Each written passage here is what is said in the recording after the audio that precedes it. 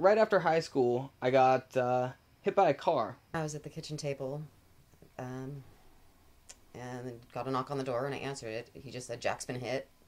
I just flew out the door, ran down the street, found him on the ground. It was about 2 p.m. on June 17th.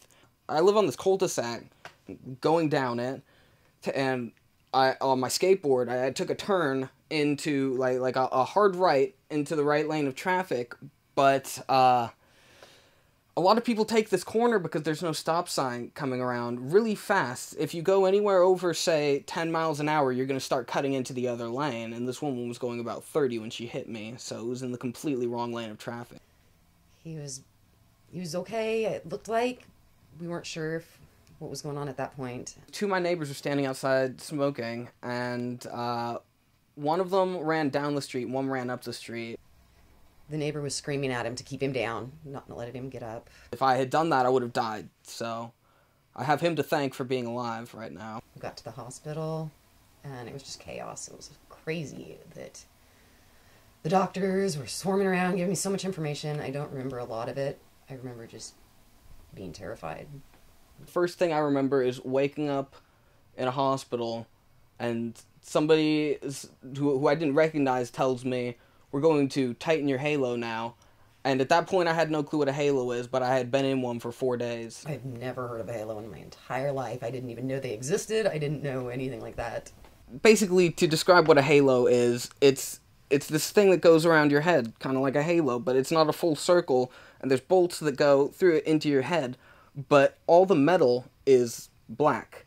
And I was in the halo during the entirety of the summer, so anytime I would stand in the sun, I could feel and hear really loudly crunching noises because the bolts would expand. But like I said, shows you who your friends are. I remember that Flaming Lips concert. Remember Alex Mendez? He stood there and held that binder to shade me for an hour. Jack was very active in the halo. Went to concerts, he walked around town. We would just take the Max and head down to Portland for the day. And yeah, he was always the one that was leading the pack. He would push us to go other places even though he was in a lot of pain. He did need quite a bit of help. When he was crossing the street, he can't really turn because of the halo. Like, he can't turn his head, he'd have to turn his whole body. So when he would cross the street, me and Kyle would be the car spotters to make sure there were no cars coming. And we would kind of form a barrier around him so that he wouldn't get hit by another car. I want to say being outside, probably the worst part is just people, talking to people. There's a point where you're like, I don't need this guy coming up to me saying, "Are you okay?" Because look at me, I'm obviously not okay. One thing I learned when I was in a halo, you do get a lot of special treatment, and one of those things is people notice you. I was at a Fred Armisen show, and he was doing a live bit. Then he would do a stand-up bit, but when the stand-up bit started, he looked straight at me and he said, "How are you doing, buddy?" And it was just one of those surreal things where I didn't know if it was really happening, but I just started yelling back, and he offered me a bench, a seat on the stage. I sat 15, 20 feet away from Fred Armisen the entire show, on a stage, looking out into the crowd. It was difficult for me to sleep laying down. I slept in a recliner a lot. When I slept laying down, I had to have my phone next to me, and I had to call my home phone to get somebody to help me back up. When you're in a halo, you can't put on shirts. What I had to do was cut the sleeves out and sew on Velcro.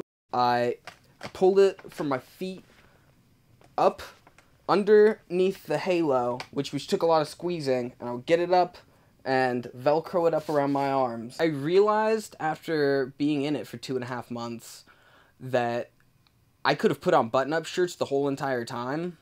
So that kind of, it was a fun revelation where I realized I'm an idiot. It was hard a lot during the pills. He was taking opiates a lot to counteract the pain. And there's something called opiate rage. When you take opiates consistently, you get very irritable and angry. And that showed a lot when he was in his halo. I started out doing, I think they said, 5 milligrams. That's only 25 milligrams of oxycodone a day. By 3 weeks into it, I got them to start giving me between 12 and 14 a day, which was more like 60 milligrams. It doesn't really affect the pain that much at all, because, I mean, sure, you can take painkillers and be like, oh, I didn't feel this minor thing, but when you've broken your neck, there's nothing that you're gonna take that's gonna make you stop feeling that. I still have medical bills that are coming. They still come in the mail in these packages, just thick of papers. It's about this big, the stack we have now, and it has to be pushing a mill at this point. I like to think that I own valuable stuff like records, guitars, but I will never in my entire life own anything that's worth as much as that Halo, as far as the hospital is concerned. I'm still recovering, but the thing is, well, I can't be sure, to be quite honest. You hit a ceiling, as they call it, where you stop recovering, because you never get fully better from this. But you get as better as you're gonna be at some point, which I'm hoping I'm not there yet, but a lot of people say, you know, they say things like, oh, you must be so wise beyond your years now that you've had something like this. Like, this is such a calamitous thing. It must have given you a completely new insight. Which, no, it really hasn't. Essentially, I'm the same person. It really, something bad happened to me. That's really what it boils down to. I'm no more wise. If anything, I'm only just more terrified of my own mortality. Of course, there's things I took for granted that I didn't have, but it's things that, like, you shouldn't not take for granted, like being able to do this. Yeah, the accident's changed me a lot. A lot. I get the sickest feeling in my stomach every single time I hear an ambulance. Even if everybody's home and everybody's here.